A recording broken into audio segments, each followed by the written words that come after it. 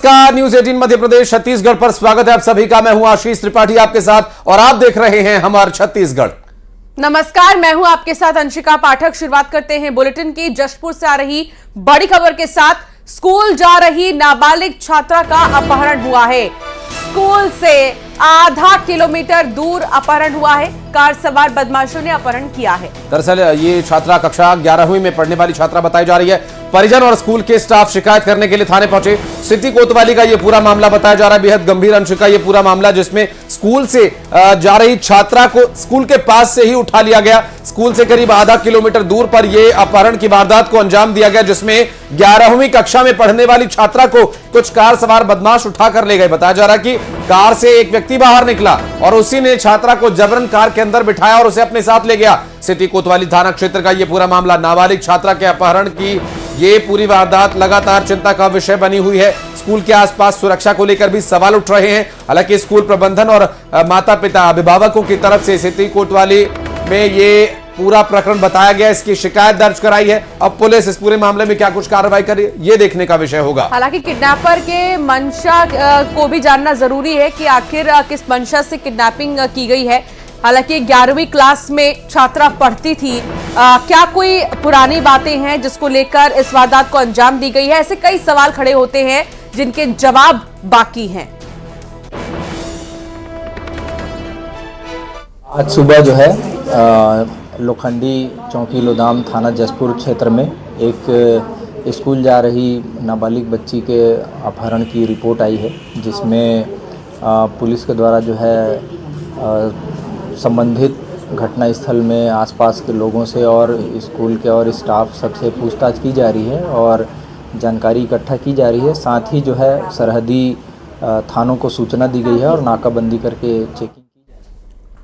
तो स्कूल जा रही नाबालिग छात्रा का अपहरण किया गया है और 11वीं क्लास की ये छात्रा है, स्कूल जा रही थी और इसी बीच इसका अपहरण किया गया। थोड़ी ही दूरी पर, स्कूल से आधा किलोमीटर दूर ही इसका अपहरण हुआ है। लेकिन वो कौन लोग हैं, कार में जो सवार थे ये बदमाश, वो कौन है, कहां के रहने वाले हैं, इन तमाम चीजों पर, इन तमाम पहलुओं पर पुलिस जांच पड़ताल कर रही है।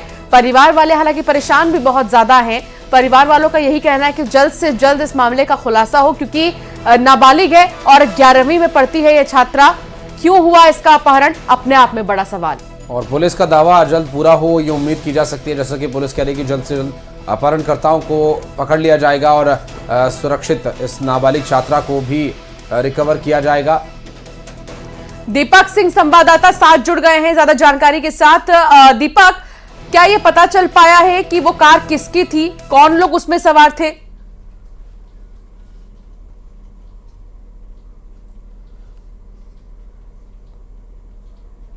दीपक, आप तक आवाज अगर पहुंच रही है तो जवाब दीजिएगा। लगता है अभी आवाज नहीं मिल पा रही। दीपक से एक बार फिर से जुड़ने का प्रयास करते हैं। दीपक, अगर आवाज मिल पा रही है तो बताइएगा ये क्या कुछ रहा घटनाक्रम, कौन लोग थे जो कार में सवार होकर आए, प्रत्यक्षदर्शी क्या बता रहे हैं इस बारे में और अब पुलिस क्या दावा कर रही है? जी, मैं आपको बताऊं कि ये पूरा जो मामला है ये सिटी कोतवाली क्षेत्र के लोखंडी गांव का है और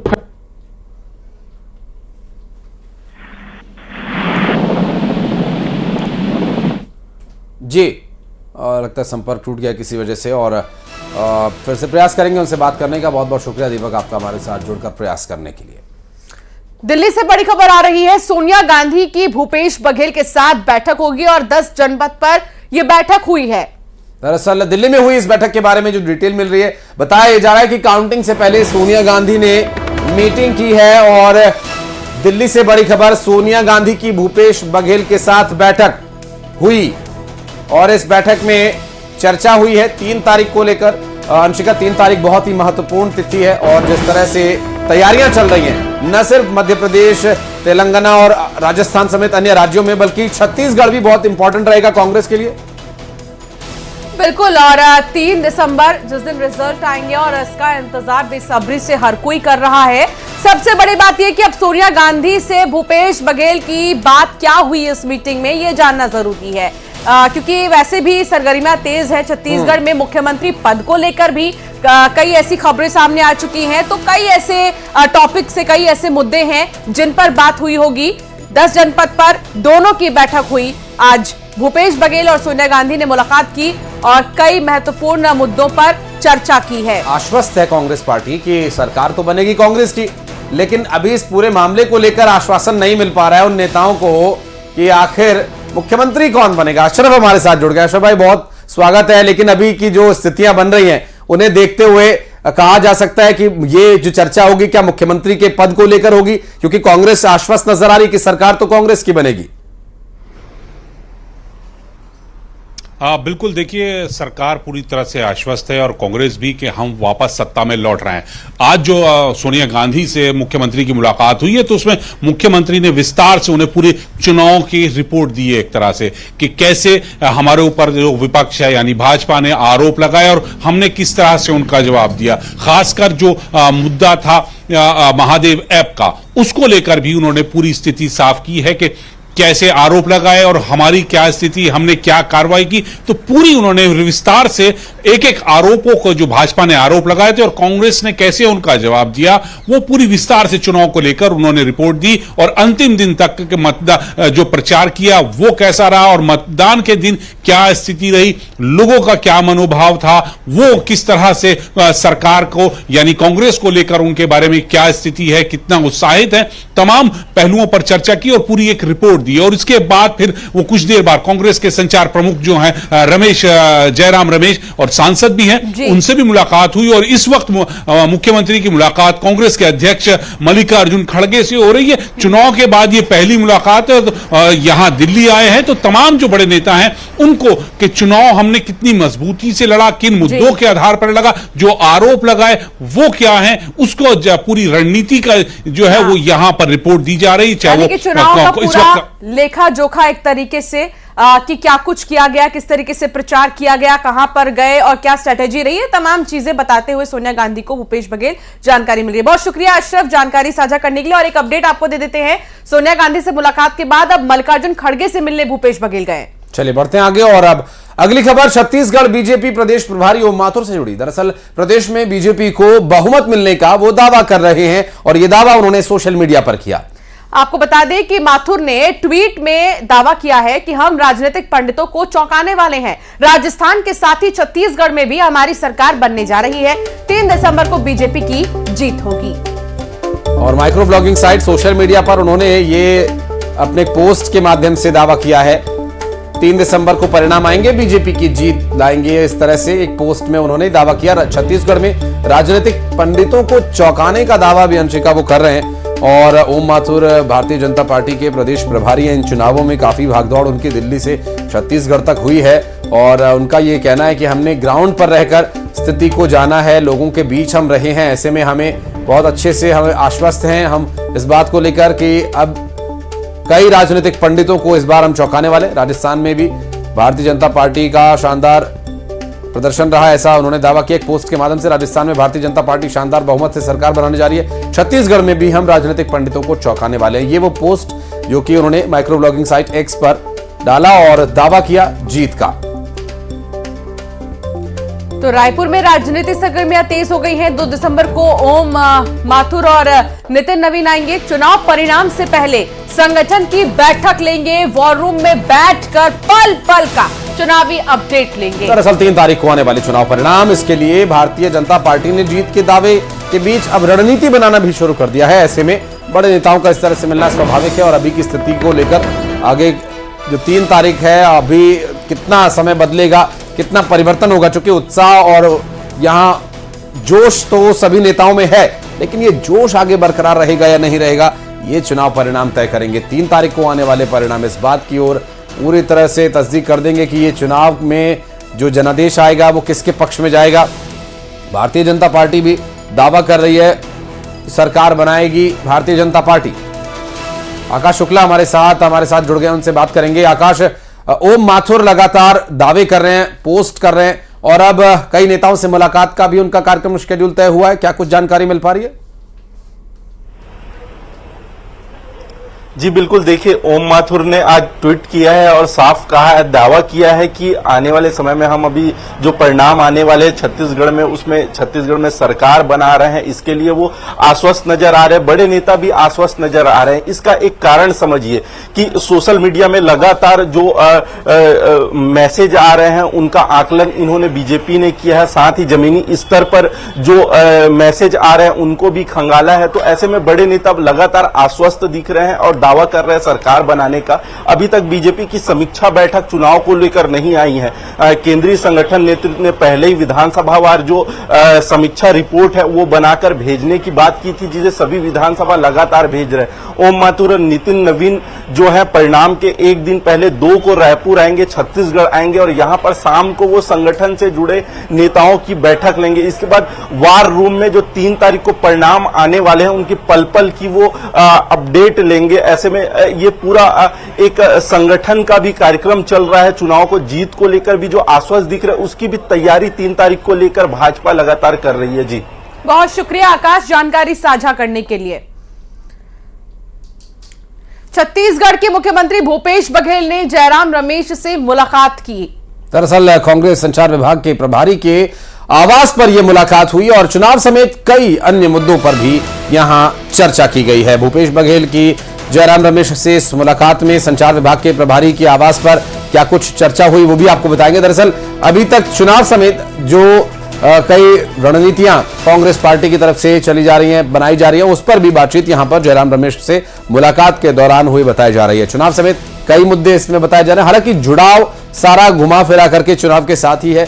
चुनाव की तैयारियां, चुनाव में लिए गए एक्शन और चुनाव के परिणाम आने के बाद क्या कुछ किया जाना है प्रदेश के कांग्रेस संगठन के द्वारा, ये सभी विषय जयराम रमेश के साथ चर्चा में शामिल रहे। बिल्कुल, और कई मुद्दों पर क्योंकि चर्चा हुई है भूपेश बघेल की जयराम रमेश से मुलाकात में।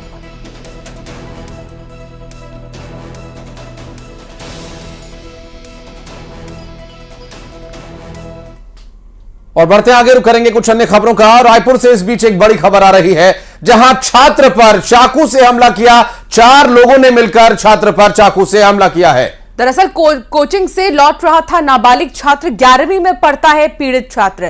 टैगोर नगर से पढ़कर लौट रहा था छात्र और तभी उस पर हमला किया गया।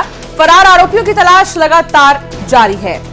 बता दें कि कोतवाली थाना क्षेत्र का यह पूरा मामला, कोचिंग से लौट रहे छात्र पर 4 लोगों ने हमला किया और 11वीं कक्षा में पढ़ने वाले छात्र पर 4 लोगों ने हमला क्यों किया, क्या कुछ स्थिति है अभी इस पर भी डिटेल आगे पहुंचाएंगे। टैगोर नगर से पढ़कर ये लौट रहा था। फरार आरोपियों की तलाश लगातार की जा रही है। छात्र पर चाकू से हमले का यह पूरा मामला सामने आया। कोतवाली थाना क्षेत्र का यह मामला बताया जा रहा है। हालांकि अभी इस पूरे मामले में कोई गिरफ्तारी नहीं हुई है और क्या कुछ पुलिस इस पूरे मामले में कर रही है यह भी देखने का विषय होगा।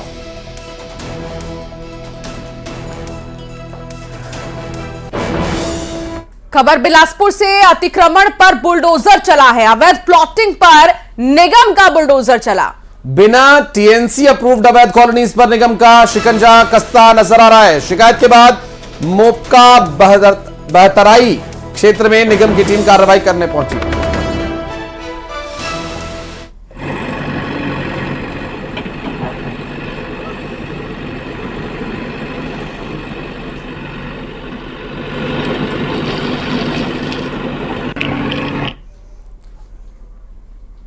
चलिए आगे बढ़ते हैं, बात दुर्ग की करेंगे, जहां नगर निगम का बेदखली अभियान सामने आया है। नगर निगम ने आज से ही इसको शुरू कर दिया। बेदखली अभियान नगर निगम भिलाई कर रहा है और ऐसे में बड़ी कार्रवाई इसे कह सकते हैं। सर्विस रोड से अवैध कब्जे हटाए जा रहे हैं और सर्विस लेन को अतिक्रमण कर इस तरह से घेरा गया था, उससे हटाया जा रहा है। वाहनों की आवाजाही के लिए सर्विस लेन को खाली कराया जा रहा है। दरअसल व्यापारियों की बैठक को लेकर निगम ने पहले ही अल्टीमेटम दिया था। आपको बता दें कि ये देखिए कार्रवाई किस तरह से जा रही है, इसकी तस्वीर भी सामने आ रही है। और यहाँ पर सर्विस लेन पर जो दुकानें बनी हुई हैं या जो संस्थान बने हुए हैं उनके द्वारा जिस तरह से अवैध कब्जा कर सर्विस लेन का इस्तेमाल किया जा रहा है उसे हटाया जा रहा है। मिथिलेश संवाददाता साथ जुड़ गए हैं। मिथिलेश, कहां पर जगहों को चिन्हित किया गया है और किस तरीके से अतिक्रमण को हटाया जा रहा है? देखिए, नगर निगम भिलाई जो है आज एक बड़ा एक्शन में नजर आ रहा है, क्योंकि आज पहले जिस तरह से यहाँ पर एक मीटिंग ली गई थी व्यापारियों की, उनको चेतावनी दी गई थी कि वे यदि सर्विस रोड में अपना कोई व्यवसाय करते हैं तो उसको हटा लें, नहीं हटाने की दशा में कार्रवाई की जाएगी। तो आज जो है नगर निगम की टीम सुबह से निकली हुई है। मैं जिस जगह में खड़ा हूँ सुपेला क्षेत्र का मैं आपको दिखाना चाहूंगा कि यहाँ पर देखिए किस तरह से जेसीबी का यहाँ पर मौजूद है, यहाँ पे अधिकारी यहाँ पर मौजूद है जो लगातार यहाँ पर जो कार्रवाई कर रहे हैं, अतिक्रमण को हटाने की कार्रवाई कर रहे हैं, क्योंकि सर्विस लेन काफी महत्वपूर्ण होती है और उसको खाली रहना बेहद जरूरी होता है। लेकिन क्या अक्सर लोग जो छोटे व्यवसायी हैं वो यहाँ पर कब्जा कर लेते हैं। सर, किस तरह की कार्रवाई चल रही है अभी? देखिए, जी रोड के नीचे जो निगम की सर्विस रोड है उस पे अवैध कब्जों को हटाया जा रहा है। साथ ही जो वाहन डीलर जो हैं वो पार्किंग स्थल पे अपना वाहन विक्रय के लिए रखते हैं, उसे सबको हिदायत देके उनको हटवाया जा रहा है। आज का लक्ष्य कहाँ तक का है? आज का लक्ष्य सुपेला चौक से नेहरू नगर चौक तक का है। दोनों साइड उत्तर और दक्षिण में जो सर्विस रोड है उसे खाली करवाने का है। करीब कितने खाली कराया गया अभी? अभी तक अस्थायी रूप से जो 4-5 जो कब्जे थे, जिसमें तीन टप्पर बनाकर जो पार्किंग स्थल पे सेट बनाया गया था, उसको हटवाया गया है। तो देखिए आज जो है बिल्कुल मिथिलेश, कार्रवाई जारी है और अतिक्रमण को लेकर एक बड़ा संदेश है कि अतिक्रमण अगर इस तरीके से किया जाएगा तो एक्शन के लिए भी तैयार हो जाइए। चलिए बढ़ते हैं आगे और अब नजर डालेंगे खबरें 2020 पर। जशपुर में स्कूल जा रही नाबालिग छात्रा